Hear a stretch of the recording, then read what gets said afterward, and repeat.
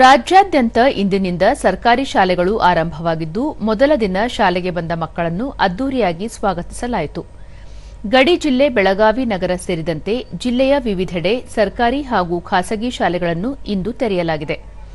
ಶಾಲೆಗಳನ್ನು ತಳಿರು ತೋರಣ, ರಂಗೋಲಿ ಮೂಲಕ ಶೃಂಗಾರಗೊಳಿಸಿ ಹಬ್ಬದ ವಾತಾವರಣ ನಿರ್ಮಿಸಲಾಗಿತ್ತು. ಮಕ್ಕಳಿಗೆ ಪುಷ್ಪಾರ್ಚನೆ ಮಾಡುವ ಮೂಲಕ ಬರಮಾಡಿಕೊಳ್ಳಲಾಯಿತು. ಇದೇ ಸಂದರ್ಭದಲ್ಲಿ ಅನೇಕ ಕಡೆ ಶಾಲಾ ಮಕ್ಕಳಿಗೆ ಸಮವಸ್ತ್ರ ಮತ್ತು ಪುಸ್ತಕ ವಿತರಿಸಲಾಯಿತು. ಕಳೆದ 2 ತಿಂಗಳಿಂದ ರಜೆಯ ಬಿಡುವಿನಲ್ಲಿದ್ದ ಮಕ್ಕಳು ಉತ್ಸಾಹದಿಂದಲೇ ಶಾಲೆಗಳಿಗೆ ಹಾಜರಾದರು. ದೂರದರ್ಶನದೊಂದಿಗೆ ವಿದ್ಯಾರ್ಥಿ ಯಶವಂತ್ ಯದ್ದಲಗುಡ್ಡ ಶಾಲೆಯಲ್ಲಿ ಅದ್ದೂರಿಯಾಗಿ ಬರಮಾಡಿಕೊಳ್ಳಲಾಯಿತು. ಎಲ್ಲಾ ವಿದ್ಯಾರ್ಥಿಗಳಿಗೆ ಪುಷ್ಪಾರ್ಚನೆ ಮಾಡಿ ಬರಮಾಡಿಕೊಂಡಿದ್ದು ವಿಶೇಷ ಅನುಭವ ಎಂದರು. ಹಿಂಗ ಸಾಬ್ರ ಮಾಡ್ತಾರ, ನಾವ್ ಬಂದು ಅಂತ ಹೇಳಿ ಹಿಂಗ ಮಾಡ್ಕೊತ ಹೋಗ್ಲಂತ ಬಾಳ ಖುಷಿ ಆಯ್ತ್ರಿ. ನಮಗ ಹುಸಿರತ್ತಾರು ಬಾಳ ಖುಷಿ ಆಯ್ತ್ರಿ. ಹಿಂಗ ಅಲ್ಲಿ ಮಾಡಂಗಿಲ್ರಿ, ಅದಕ್ಕ ಗುರಿ 90 ಅಬೌವ್ ಮಾಡ್ಬೇಕನ್ನತ್ತೀನ್ರಿ, ಅದನ್ನ ಮಾಡಿ ಸಾಧಿಸ್ತೇನ್ರಿ.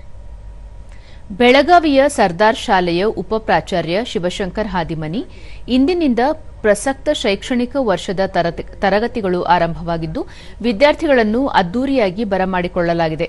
ಮುಂದಿನ 2 ವಾರಗಳ ಕಾಲ ಪಠ್ಯ ಕಲಿಕಾ ಕೊರತೆ ಕಾರ್ಯಕ್ರಮ ನಡೆಸಿ ಆ ನಂತರ ಆಯಾ ತರಗತಿಗಳ ಪಠ್ಯಕ್ರಮಗಳನ್ನು ಬೋಧಿಸಲಾಗುವುದು ಎಂದು ಹೇಳಿದರು.